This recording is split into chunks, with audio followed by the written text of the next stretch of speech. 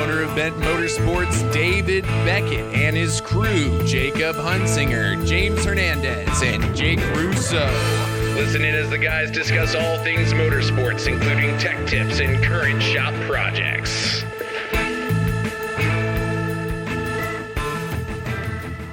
All right, so tell me why you want to be on a podcast with me. Why do you want to be on the Bent Motorsports podcast? Because why not? Because why not? You got nothing better to do? Nothing better to do. Why not? I think you have better stuff to do. Like what? Okay, never mind. Don't answer that question. Yeah, you don't want me to answer that question? Don't answer that question. All right, everybody. So we're going to do a Bent Motorsports podcast extra, which is a little bonus material. My 13-year-old son, Cole, comes out to the shop after school sometimes, and he's got some projects in here, and he listens to our podcast, and he's like, hey, when am I going to be on a podcast? So we'll do a little short extra. This is just me and him, one-on-one, chatting it up. So, Cole, tell everybody, what your hobbies are, maybe, what excites you, and then maybe you can tell us a little bit about the project you have in the shop. So I guess my hobbies are really mainly just riding dirt bikes and looking at car stuff of any sort.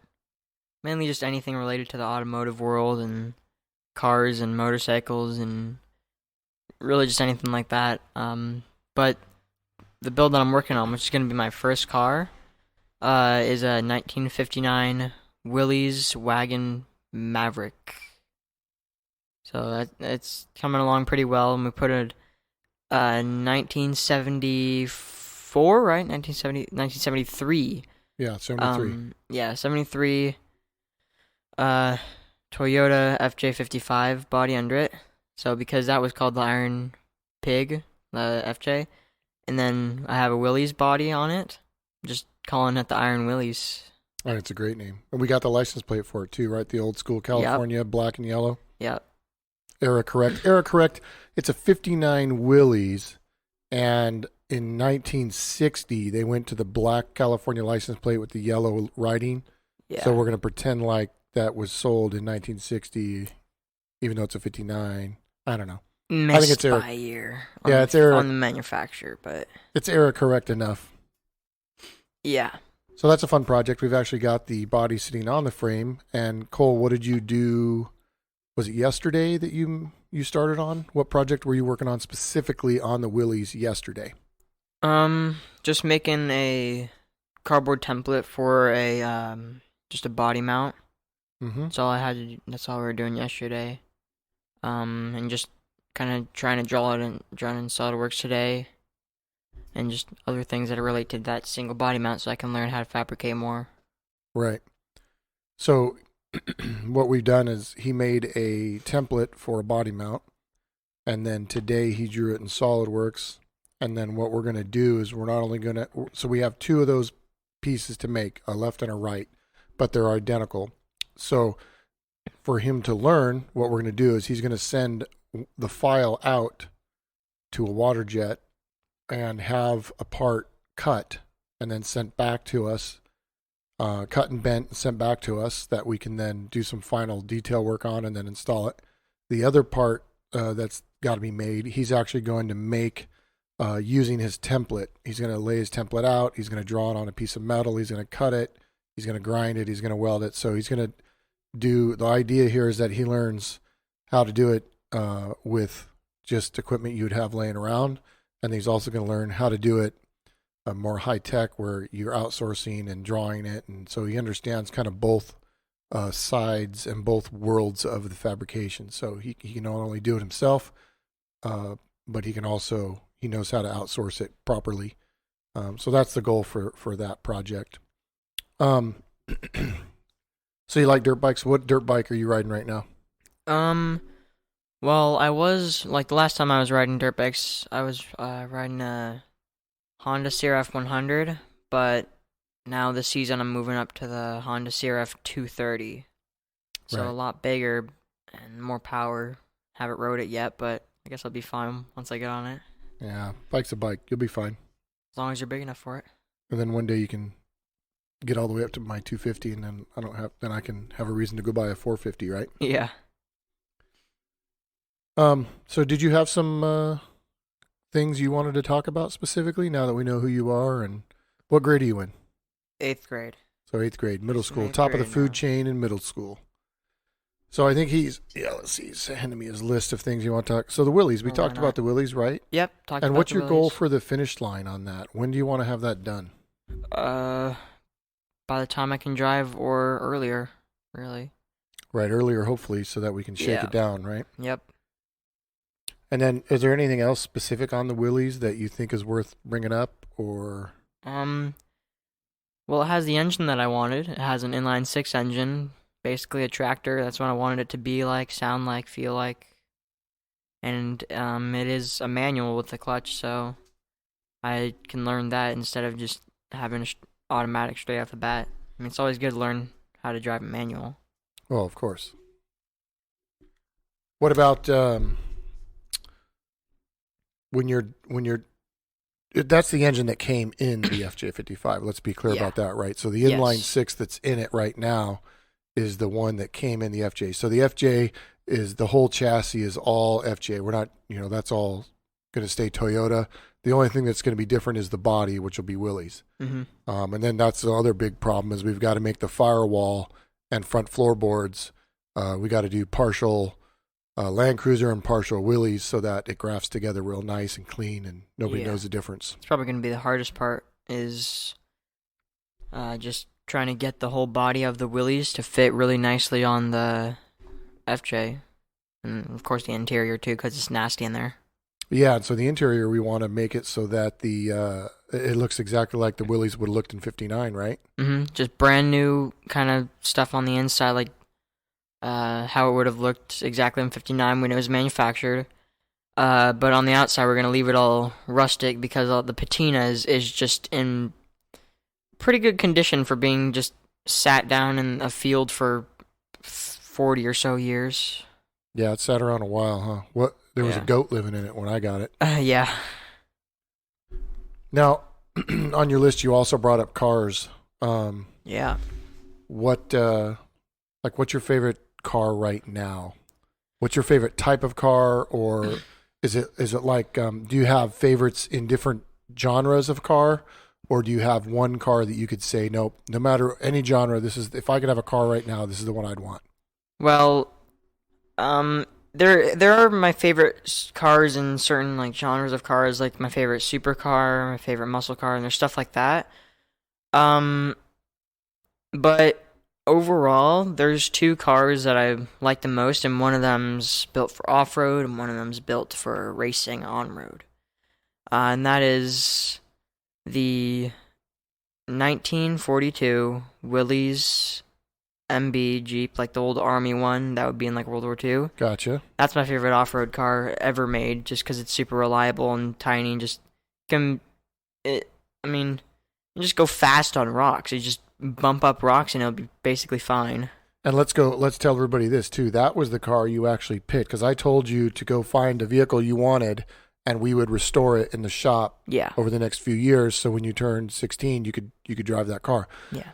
And that's what he chose. He chose an old Willys War Jeep, and I said that maybe he should think twice about having an open cockpit vehicle Yeah. like that for a daily driver to school and back. As cool as it would be, I don't think any girls are going to want to ride with you to the movies in it. So Yeah, and I took that into consideration. I was just thinking this would be really cool to have a first car because it's not super duper expensive, but it's not necessarily practical. So that was what I would like to have and would be really cool to have, but I knew it was really going to be a very good choice for practicality, getting around and groceries and right. whatnot. So the Willys wagon, at least it's a Willys still, Yeah, and so this is the wagon. And then later on, Yeah. as you get a little older, you can add to your collection, and you can get a flat fender Willys or something, and that will Yeah. be just adding to your Willys collection. So what about what was the other car you were going to talk about?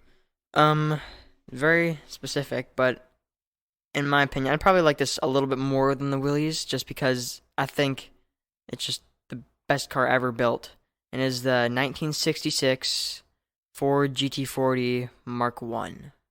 like the old one that I raced in Le Mans. Gee, and I stuff. wonder where you got the idea to like that car. I wonder. Dear old dad. And a documentary that was an hour and a half long about the Ford GT40. That's a pretty cool car, dude. I mean, that's on my list of, if I could own a car, that's my number one pick. It's that one. So That's also $8 million, so. if you got the kind of scratch laying around, then more power to you. But I don't. So, I don't think we will for a while, so. Yeah. Or even if we ever will. So you're 13. We can't go along without talking about video games. What's your favorite video game right now? Forza Horizon 4. It's a car video game, 4K. It's just super nice graphics, 450 cars or so. How many cars do you have in the game? Around 68-ish. Because you just started, right? This is the newest 68. one that just came out? Mm-hmm. It's been out for about a week and a half now, and I already have 68 of the cars. And half of them are over 1 million. And you wonder where your time goes. Not into that. Yeah, liar. I only have like 3 hours in that, actually. So what about racetracks? So clearly from these video games, you're seeing racetracks. Yes. Because you haven't gone with me out to any, and Well, I've never had the chance to go to the ones that I want to. right. So what do you think if you could go get a 1966 Ford GT Mark I right now and go drive it on any track in the world, what track would you go drive that car on? Oh. I don't know.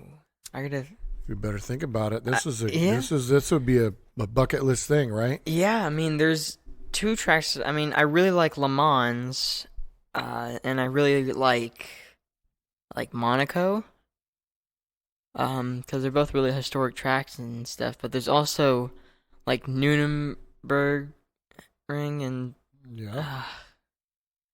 I'll probably choose Le Mans. Yeah.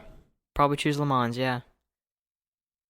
Just so much history behind it, and there's so many cool cars that have raced on it. So it'd just be, like, even in the Ford GT40 was literally built to race at Le Mans. Mm-hmm. It didn't race anywhere else as much as it did in Le Mans. So if I were driving that there, it'd basically just be flowing really well because it's the car that was built for that track. Right. I think I would want to race. I would love to race. Let me guess. Go ahead, guess. Laguna Seca. No, I've already raced there. I know. It's a sick track. But you want to race there again in a cooler car, huh? Of course, yes. Mm-hmm. If anybody ever called me and said they wanted me to go race there, then I would in a heartbeat. But the one that I think looks really interesting is called Mount Panorama. Oh, I've heard of Mount Panorama. It's in Bathurst, Australia. Bathurst? I don't know if I'm saying that right. Anyways, it's Australian. It's hard to say. Anyways, they run the Australian supercars there, and it has what I like and why I like Laguna Seca is I like the elevation changes and stuff that they have. And yeah, that one's I think you just race up a mountain. It's a hill climb. yeah, you race up a mountain and then down the backside of it. I mean, there's some crazy cool straightaway downhill high speed stuff into just super cool. Anyways, that would be the track that I would really like to go That'd be really cool. Yeah. race on. If I was a race car driver, which I'm not. There's probably more tracks that I would want to go to and race at instead of Le Mans, but I probably just haven't heard of them or seen them before. So you're super young. I mean, you got your whole life ahead of you. What do you? So do you start making plans right now to be able to race cars? Do you not want to race cars? Do you want to build cars? Do you want to be a doctor? You want to be a podiatrist? What do you want to be? Neither of those last barista? two. Nope. No? No. I'd be terrible at that. Any ideas right now what you want to do? I know you're only 13, but... Right now it's just mainly just fabrication. I want to get good at SolidWorks and do that because then I can basically... Like, if I get really, really good at SolidWorks, I can get tons of fabrication jobs. Like, I can choose from a lot of them just because that's, like, the main thing that you need in a fabrication job. Well, other than the ability to actually fabricate. Yeah. Like, SolidWorks is one of the main, big, important parts of it. After you actually learn how to weld and cut and grind Yeah. and think things through, which is what we're learning, which is what this Willie's project is all about. Well, that's good. What about your grades? You getting good grades right now? Yeah, Straight A's last time I checked. pretty sure they still are. Turning Yeah. everything in on time and getting everything done that I need to. Good. And we're about a week away from official desert season where we can go out and you can start riding dirt bikes again, Yup. which is nice. What else? What about your little brother? You still mad at him all the time? Only if he's mad at me. Well, that's always. Yeah, basically.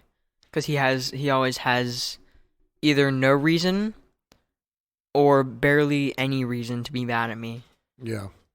So most of the time I try to just ignore when he's mad at me. Because it's kind of funny.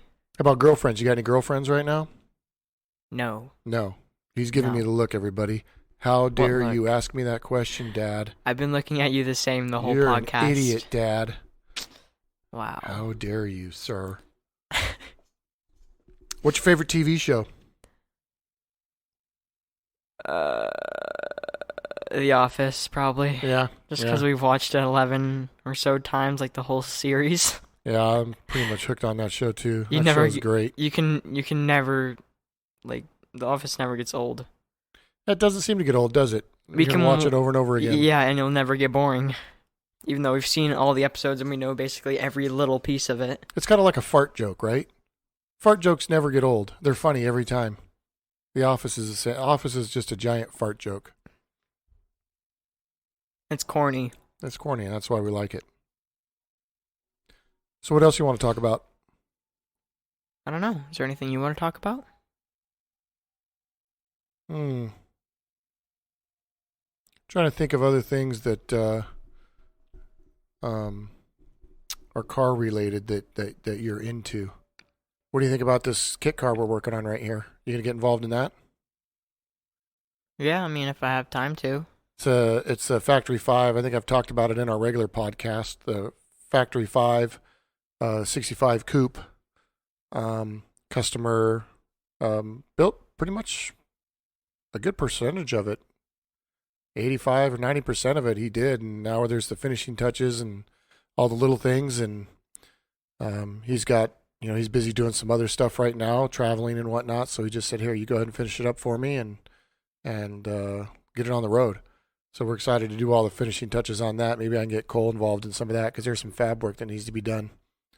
Some sheet metal work, so maybe Cole will learn some sheet metal. You did do a really cool piece of sheet metal a couple months ago, right?